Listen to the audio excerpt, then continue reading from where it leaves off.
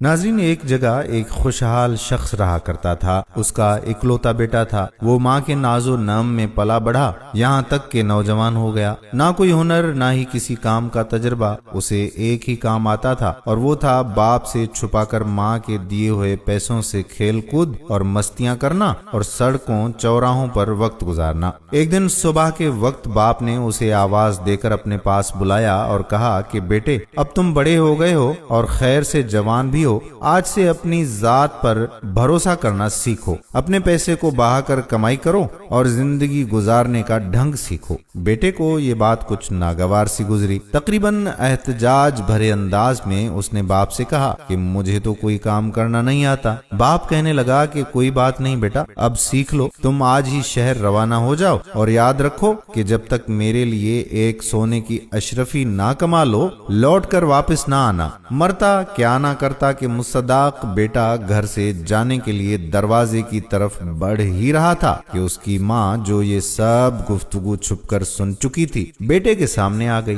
مٹھی میں چھپائی ہوئی اشرفی بیٹے کو دیتے ہوئے بولی کہ شہر چلے جاؤ، رات گئے لوٹ کے یہ اشرفی باپ کو لا کر دینا اور کہنا کہ میں شہر سے کما کر لایا ہوں۔ اور یہ نوجوان خوشی خوشی گھر سے روانہ ہو گیا۔ شام گئے لوٹ کر بیٹے نے ویسے ہی کیا جس طرح اس کی ماں نے اسے سمجھایا تھا۔ وہ سیدھا باپ کے پاس جا کر کہنے لگا کہ ابا جان، یہ لیجئے سونے کی اشرفی، میں نے سارا دن بہت جان لڑا کر کام کیا اور بہت ہی مشکل سے یہ اشرفی کما کر آپ کے پاس لایا ہوں۔ باپ نے اشرفی کو لے کر کافی غور سے دیکھا، پھر آتش دان میں جلتی آگ میں جھونکتے ہوئے بیٹے سے کہا کہ نہیں برخوردار، یہ وہ اشرفی نہیں ہے جو میں نے مانگی تھی۔ تم کل سے دوبارہ کام پر جاؤ اور دیکھ لینا، جب تک ایک اشرفی کما نہ لینا، لوٹ کر واپس نہ آنا۔ بیٹا خاموشی سے باپ کی اس حرکت کو دیکھتا رہا، نہ کوئی احتجاج اور نہ ہی کوئی رد عمل۔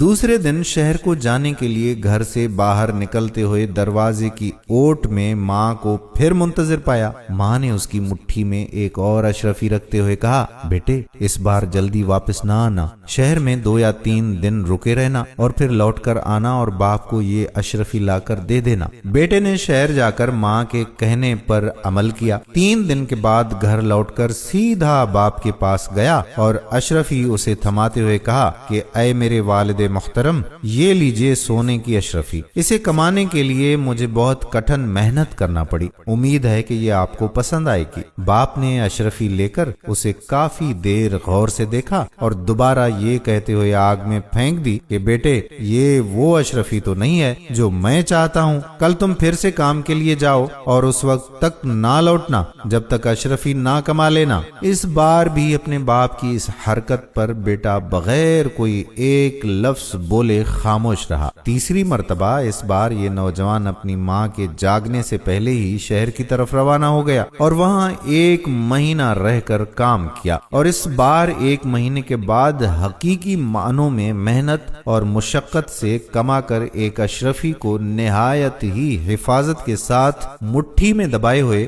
مسکراتے ہوئے اپنے باپ کے پاس حاضر ہوا۔ اشرفی باپ کی طرف بڑھاتے ہوئے کہنے لگا، اے میرے والد محترم، میں قسم کھا کر کہتا ہوں کہ اس بار یہ اشرفی میرے پسینے کی کمائی ہے۔ یقین کیجئے اس سے کمانے کے لیے مجھے بہت ہی سخت محنت کرنا پڑی ہے۔ سونے کی اشرفی کو ہاتھ میں لے کر باپ کافی غور سے دیکھتا رہا۔ اس سے پہلے کہ اس کا باپ اشرفی کو آگ میں ڈالنے کے لیے ہاتھ بڑھاتا، نوجوان نے آگے بڑھ کر باپ کا ہاتھ تھام لیا، اور اس بار باپ ہنس دیا اور بڑھ کر بیٹے کو گلے لگاتے ہوئے کہا، اب بنے ہو تم جوان، بے شک یہ اشرفی تیری محنت اور پسینے کی کمائی سے ہے، کیونکہ اسے ضائع ہونا تجھ سے نہیں دیکھا گیا، جبکہ اس سے پہلے میں 2 بار اشرفیاں آگ میں پھینک چکا ہوں، مگر تجھے کوئی افسوس نہیں ہوا۔ سچ ہے کہ بغیر محنت کے آنے والا مال جاتا بھی تو اسی آسانی سے ہی ہے، اور وہ کہتے ہیں نا کہ باپ کی کمائی ہو تو بیٹا اڑانے میں ہوشیار،